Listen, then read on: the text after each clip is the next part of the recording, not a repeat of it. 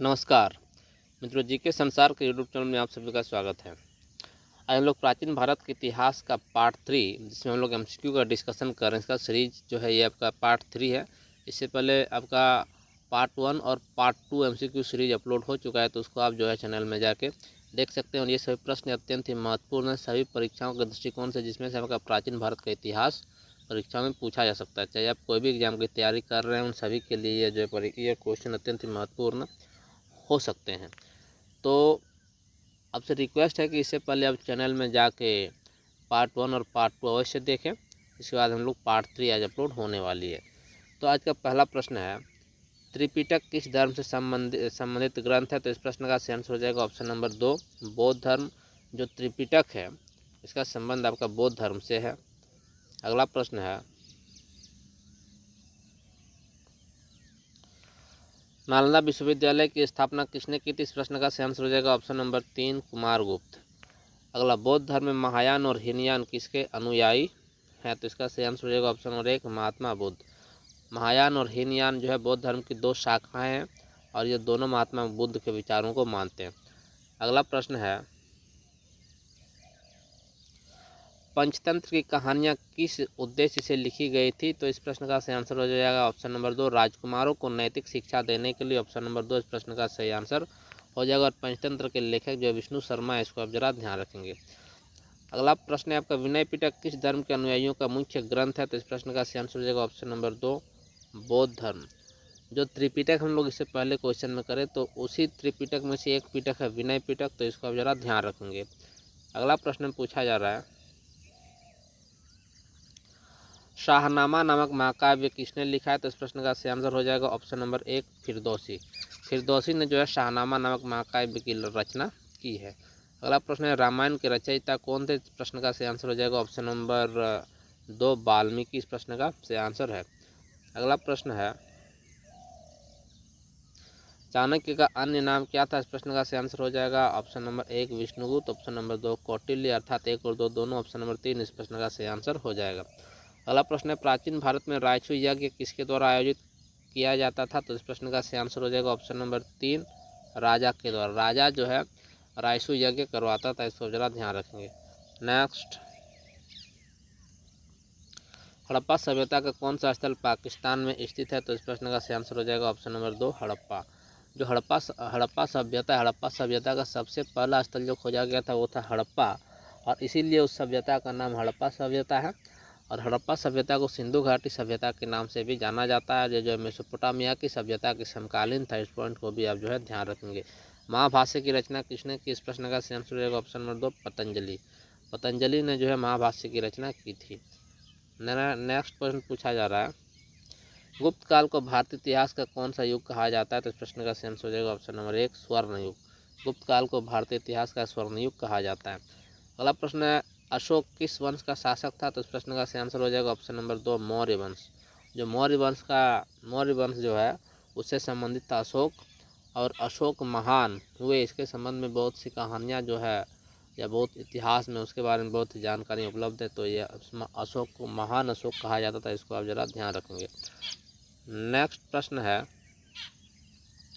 चोल साम्राज्य का सबसे महत्वपूर्ण बंदरगाह कौन सा था? तो इस प्रश्न का सही आंसर हो जाएगा ऑप्शन नंबर 3, पुहार। जो पुहार बंदरगाह, इसका संबंध चोल साम्राज्य से था और ये अत्यंत ही महत्वपूर्ण बंदरगाह था चोल साम्राज्य के लिए, इसको आप जरा ध्यान रखेंगे। कुमार संभव किसके द्वारा रचित है? तो इस प्रश्न का सही आंसर हो जाएगा ऑप्शन नंबर 1, कालिदास। कुमार संभव नामक ग्रंथ की रचना जो है कालिदास ने की थी, इसको आप जरा ध्यान रखेंगे। अगला प्रश्न पूछा जा रहा है, मगध का कौन सा राजा महान विद्वान और चिकित्सक था? तो इस प्रश्न का सही आंसर हो जाएगा ऑप्शन नंबर 4, नागार्जुन। जो नागार्जुन थे वो मगध का राजा था और वो महान विद्वान और चिकित्सक भी था। जैन धर्म के प्रवर्तक कौन थे? प्रश्न का सही आंसर हो जाएगा ऑप्शन नंबर 2, महावीर स्वामी। भगवान महावीर जो जैन धर्म के प्रवर्तक थे। अगला प्रश्न है, प्रयाग प्रशस्ति किसके द्वारा लिखी गई थी? इस प्रश्न का सही आंसर हो जाएगा ऑप्शन नंबर 1, हरिसेन। हरिसेन के द्वारा जो है प्रयाग प्रशस्ति लिखी गई थी। अगला प्रश्न, ऋग्वेद में कुल कितने सूक्त हैं? इस प्रश्न का सही आंसर हो जाएगा ऑप्शन नंबर 1, 1028। ऋग्वेद में कुल जो 1028 सूक्त है, इसको आप जरा ध्यान रखेंगे। अगला प्रश्न पूछा जा रहा है, महाभारत का कौन सा पात्र गांधारी का पुत्र था? तो इस प्रश्न का सही आंसर हो जाएगा option number 3 Duryodhana. Next, Maurya वंश का संस्थापक कौन था? करेक्ट आंसर हो जाएगा option number 3 Chandragupta Maurya. Next, Gupta काल के किस सम्राट को विक्रमादित्य कहा जाता है? तो इस प्रश्न का सही आंसर हो जाएगा ऑप्शन नंबर 3 चंद्रगुप्त द्वितीय। चंद्रगुप्त द्वितीय को जो विक्रमादित्य कहा जाता है। अगला प्रश्न है, जैन धर्म के कितने तीर्थंकर हुए? करेक्ट आंसर हो जाएगा ऑप्शन नंबर 4 24। जैन धर्म के जो है कुल 24 तीर्थंकर हुए। अगला प्रश्न पूछा जा रहा है, वैदिक काल में राजसूय यज्ञ किसके द्वारा आयोजित किया जाता था? इस प्रश्न का सही आंसर हो जाएगा ऑप्शन नंबर 1 राजा के अभिषेक के लिए। अगला प्रश्न है, हड़प्पा सभ्यता के लोग किस पर सबसे अधिक निर्भर थे? तो करेक्ट आंसर हो जाएगा ऑप्शन नंबर 2 कृषि। अगला प्रश्न है, चाणक्य का वास्तविक नाम क्या था? इस प्रश्न का सही आंसर हो जाएगा option number 1 Vishnugupta. Next, Mahabharata का सबसे बड़ा योद्धा कौन था? इस प्रश्न का सही आंसर हो जाएगा ऑप्शन नंबर 2 भीम। तो इसको अब जरा ये प्रश्न आपका अधूरा है, तो इस प्रश्न को हम लोग स्किप करेंगे। इसमें इसका ऑप्शन भी नहीं दिया हुआ, तो इस प्रश्न को हम लोग स्किप करते हैं। अगला प्रश्न की ओर बढ़ते हैं। अगला प्रश्न में पूछा जा रहा है, महाभारत का सबसे बड़ा योद्धा कौन है? तो इस क्वेश्चन को फिर से पूरा क्या करेक्ट आंसर होगा ऑप्शन नंबर 3 कर्ण। सत्यमेव जयते वाक्य किस उपनिषद से लिया गया? करेक्ट आंसर हो जाएगा ऑप्शन नंबर 2 मुंडकोपनिषद। जो सत्यमेव जयते है ये आपका मुंडकोपनिषद से लिया गया, इसको आप जरा ध्यान रखेंगे। अगला प्रश्न पूछा जा रहा है, किस शासक ने इलाहाबाद स्तंभ लेख की रचना की है? तो इस प्रश्न का सही आंसर हो जाएगा ऑप्शन नंबर 2 सम्राट अशोक। अगला प्रश्न है, कौटिल्य अर्थशास्त्र का लेखक कौन था? इसका करेक्ट आंसर हो जाएगा ऑप्शन नंबर 3 विष्णुगुप्त। अगला प्रश्न पूछा जा रहा है, महाभाष्य किसने लिखा? तो इस प्रश्न का सही आंसर हो जाएगा ऑप्शन नंबर 2 पतंजलि।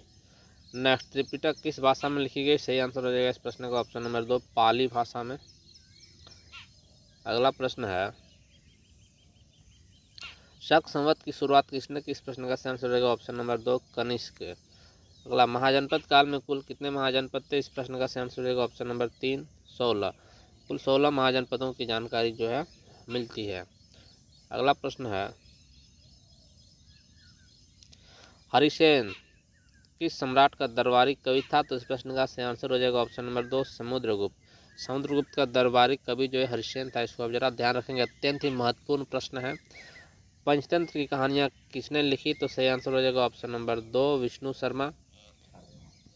अगला प्रश्न पूछा जा रहा है, कौटिल्य किसके दरबारी थे? इसका सही आंसर हो जाएगा ऑप्शन नंबर 2 चंद्रगुप्त मौर्य। अगला, नालंदा विश्वविद्यालय किस शासक के शासनकाल में स्थापित हुआ? करेक्ट आंसर इस प्रश्न का सही आंसर हो जाएगा ऑप्शन नंबर 3 कुमारगुप्त। नेक्स्ट, रक्तिम का क्या अर्थ है? इसका सही आंसर हो जाएगा रक्त का, ऑप्शन नंबर 3। अगला प्रश्न है, अजात शत्रु किस वंश का शासक था? तो सही आंसर हो जाएगा हर्यक वंश। अगला प्रश्न पूछा जा रहा है, अर्थशास्त्र किस विषय से संबंधित है? सही आंसर हो जाएगा ऑप्शन नंबर 2 राजनीति। अगला प्रश्न है, शुंग वंश का संस्थापक कौन था? इसका सही आंसर हो जाएगा पुष्यमित्र शुंग, ऑप्शन नंबर 1।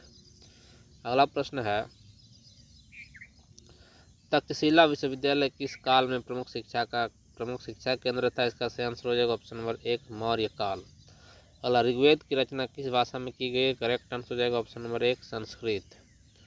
अगला प्रश्न पूछा जा रहा है, गुप्त काल में सोने के सिक्कों को क्या कहा जाता था? तो इसका सही आंसर हो जाएगा ऑप्शन नंबर 3 दिनार। नेक्स्ट, सम्राट अशोक का कौन सा अभिलेख बौद्ध धर्म के प्रचार प्रसार का वर्णन करता है? तो इसका सही आंसर हो जाएगा ऑप्शन नंबर 1 शाहबाजगढ़ी शिलालेख। नेक्स्ट, सप्त सिंधु का क्या अर्थ है? इसका अर्थ है ऑप्शन नंबर, इसका मतलब अर्थ है ऑप्शन नंबर 2 7 नदियाँ। सप्त सिंधु का अर्थ है 7 नदियाँ। अगला क्वेश्चन, हड़प्पा सभ्यता की खोज किसने की थी? इसका सही आंसर हो जाएगा ऑप्शन नंबर 1 जॉन मार्शल। अगला प्रश्न पूछा जा रहा है, महाभारत का प्रमुख युद्ध किस स्थान पर लड़ा गया था? इसका सही आंसर हो जाएगा ऑप्शन नंबर 1 कुरुक्षेत्र। अगला प्रश्न है, रामायण में रावण की नगरी का क्या नाम है? तो इसका सही आंसर हो जाएगा ऑप्शन नंबर 2 लंका। अगला प्रश्न है, बुद्ध ने अपना पहला उपदेश कहाँ दिया था? करेक्ट आंसर हो जाएगा ऑप्शन नंबर 1 सारनाथ। अगला प्रश्न है, संयुक्त राष्ट्र संघ की स्थापना कब हुई थी? इसका सही आंसर हो जाएगा 1945 में। अगला प्रश्न है, तुलसीदास ने किस भाषा में रामचरितमानस की रचना की? तो इसका सही आंसर हो जाएगा ऑप्शन नंबर 2 अवधी। तो ये रहे मित्रों आज के लगभग 52 महत्वपूर्ण MCQ जो आपका प्राचीन भारत के इतिहास से संबंधित है। और ये फटाफट T20 स्टाइल में आपका ये जीके चल रहा है, तो उसको चैनल को आप जो लाइक और सब्सक्राइब अवश्य करें ताकि मुझे मोटिवेशन मिले और मैं लगातार आपके इस प्रकार के वीडियो लाता रहूँ। धन्यवाद।